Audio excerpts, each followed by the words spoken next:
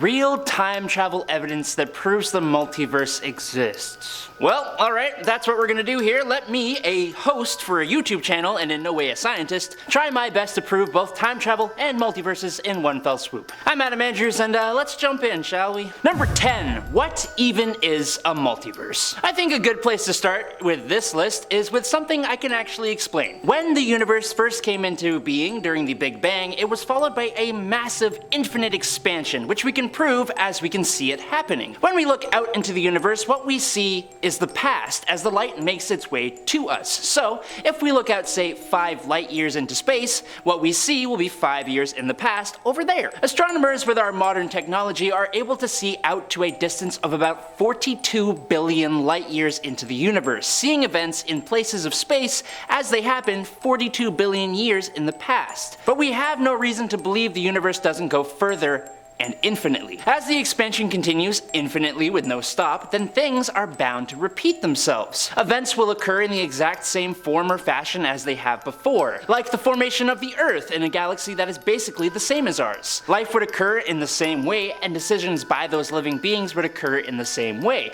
leading to another you, or another me, or another us. But they would also occur in different ways as well. Every decision you make could be made a different way, and those infinitely repeated versions of you that exist would make those same or different decisions, leading to an infinite number of universes with planets just like this one with infinite different variations of history. This makes a multiverse. Theoretically, if someone is to travel backwards in time, they would now be existing in one of these alternate versions of history, one of these infinite alternate worlds. Number 9. The Mandela Effect. The Mandela Effect, sometimes referred to as the Mandela phenomenon, is an instance of false collective memory, a situation in which a large mass of people believes that an event occurred when it did not. It was named for a collected belief from a small group of people that Nelson Mandela had passed away in the 1980s in a South African prison when he actually passed away in 2013. Some people even remembered seeing news coverage of his death as well as a speech by his widow. But the thing is, that was nowhere near the only instance of the Mandela Effect. One of the most well-known examples of the Mandela Effect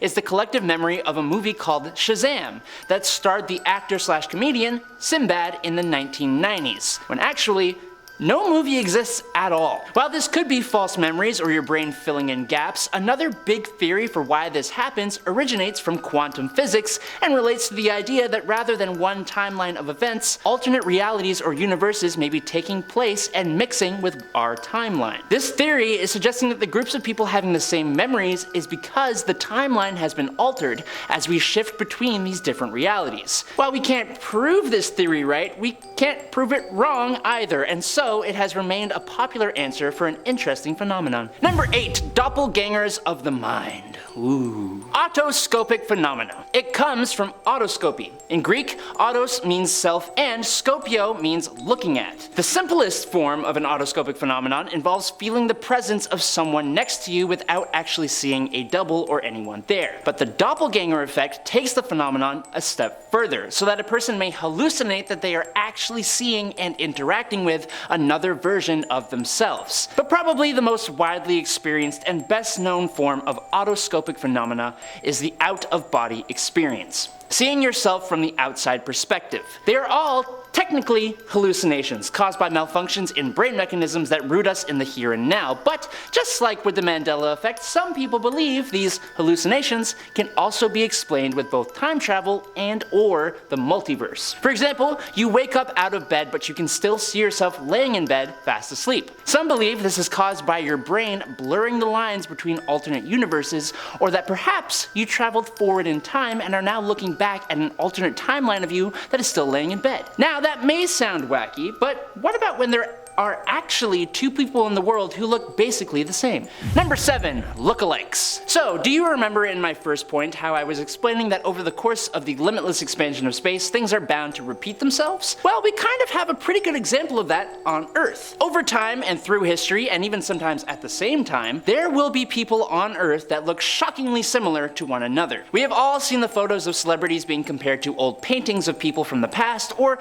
two people meeting on an airplane that look practically identical despite not being related at all. The chances of even one of us being created exactly how we are so small that every person alive is pretty much a miracle. That's a positive. So to find someone else who has been created in such a shockingly similar way to you, it's pretty insane. For some, this just shows that building blocks can repeat themselves within the human species at different points throughout time, and if we expand that out to our universe, it just makes sense that that same kind of thing happens with universes. Doppelganger universes making a multiverse. Number 6. Flying. A lot of parallel universe and time travel stories seem to do with flying, and I've got one such story for you here. And if you stick around for point number 1, there's another interesting event that I think you'd find pretty cool. So, back in 1935, when he was still a wing commander, Air Marshal Sir Victor Goddard was instructed to inspect an inactive airbase located in Drem, near Edinburgh, in Scotland. While flying over it, Sir Goddard found the airbase to be in a poor state, with cattle grazing on the grass that had overgrown. It was in complete rack shambles. Later on, while flying, he got into a bit of harsh weather, and to avoid an accident, Goddard decided to fly back to the airbase till the weather cleared out a bit. Now, as he approached the airbase, the rain oddly and very abruptly gave way to bright sunshine, but the real shock came when he also noticed that the airbase was now in mint condition and in use. He saw mechanics wearing blue overalls working on the yellow planes parked on the runway, and Sir Goddard failed to recognize any one of these planes in the base as any that were in use at this time. Instant renovation of the place couldn't have been possible, and the personnel weren't even wearing the khaki-colored uniforms that were the norm at that time. Also, the Air Force painted all their planes in silver, not yellow. The real kicker came 4 years later though. Europe was war-torn and he happened to visit Drem again, but this time he saw everything he saw 4 years ago in 1935. Same people in the same blue overalls servicing the same yellow planes, and he even found the plane that he couldn't recognize before,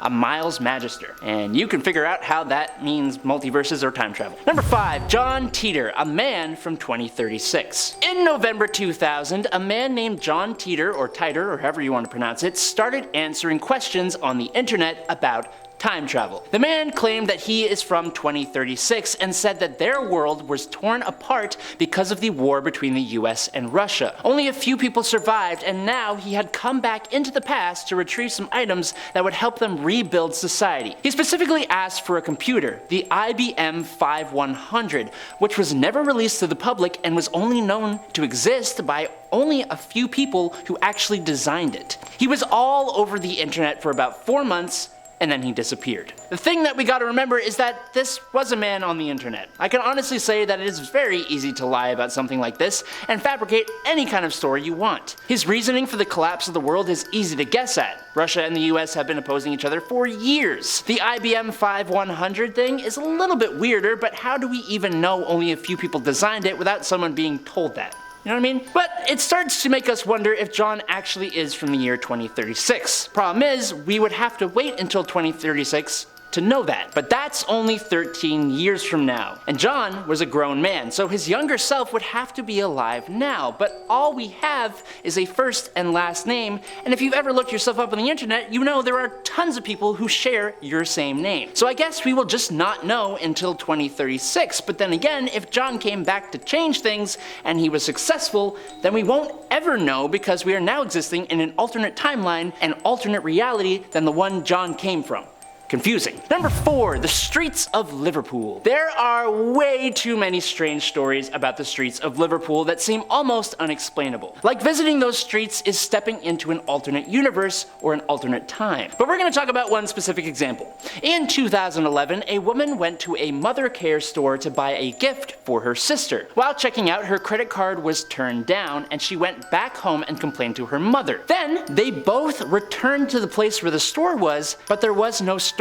It was actually a bank. Now, either this woman is full of it and just didn't want to get her sister a gift, so she came up with some crazy story to explain that away, or, stick with me here, or she stepped into a multiversal vortex and traveled to an alternate time or universe where the store did exist, only to leave it back to our universe, which is where she told her mom and returned to the same location in our universe or timeline, but it was a bank. Or she just forgot where the store was, or she's just lying. I'm gonna let you guys decide, you figure it out. Number 3, Deja Vu. Deja Vu is just one of those things that we struggle difficult to describe. Sometimes an explanation of instances of real deja vu comes in the form of short, mental time trips to the future. Now you could just say it is an emotional thing, some feeling of I have already experienced this, a close feeling of familiarity for a scene that's just happening. This could be caused by experiencing a similar event that has already happened in your past. You're immediately and maybe subconsciously entering pieces of knowledge about what will happen in the course of the next few seconds, minutes, or maybe even hours based on those things you experienced before, even if they weren't particularly important or memorable. But what about when those details you fill in are impossible to derive from your present knowledge because you haven't experienced them before? So you just know the layout of a city, although you have never been there in your entire life. You know what the person near you will say or do in the next minutes, verbatim sentences for example, which they have not said before. If you ask a neurologist about this, or any human perceptual, mental, or emotional phenomenon, then they will always have an explanation, and it's almost always to do with biochemistry in the human brain. But that answer is boring, and I'm going to go out on a whim here with the other people on Reddit and say that it's you mentally or subconsciously traveling to the future or to another universe to pick up information and relay it back to your brain.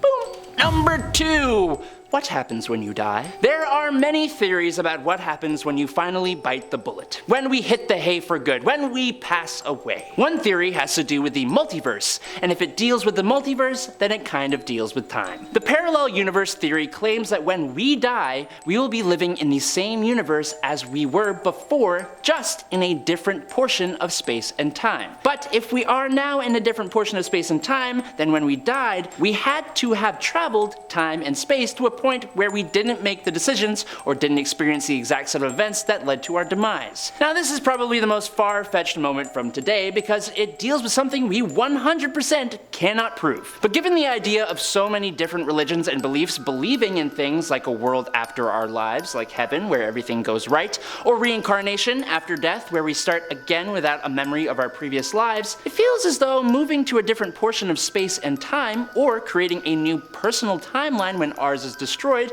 would somewhat explain those things in some ways. I don't know. The kicker is, we won't ever know for sure, so give me your theories down below. And finally, in at number 1, the plane experiment. Now, we're gonna end today with a real-world experiment of time that could actually prove something here. We are all traveling through time, all of us moving at 1 second per second. Cool. Or are we? According to Einstein's theory of relativity, the faster you travel, the slower you experience time. And this isn't really a theory anymore, since some scientists have done some experiments to show that it's actually true. There was an experiment that used 2 clocks set to the exact same time. One clock stayed on Earth while the other flew in an airplane going in the same direction that Earth rotates. After the airplane flew around the world, scientists compared the 2 clocks. The clock on the fast-moving airplane was slightly behind the clock on the ground. So, the clock on the airplane was traveling slightly slower in time than 1 second per second. So, if that's the case, and this is where I go off the rails, if you were on that airplane when you arrived back on Earth, are you now technically in an alternate time, aka a parallel world? Or were you in an alternate timeline while flying in the plane? You were moving at a different speed of time, so you were experiencing a different time, although slightly. Am I completely pulling everything I've said today out of my backside? The answer is, maybe. But what do you guys think? Theories, criticisms, stories of your own? Leave it all in the comments below, and remember to take it all with a grain of salt. For now, I'm Adam Andrews, I hope you enjoyed watching, and I'll catch you all on the Flippy Flop. Peace out!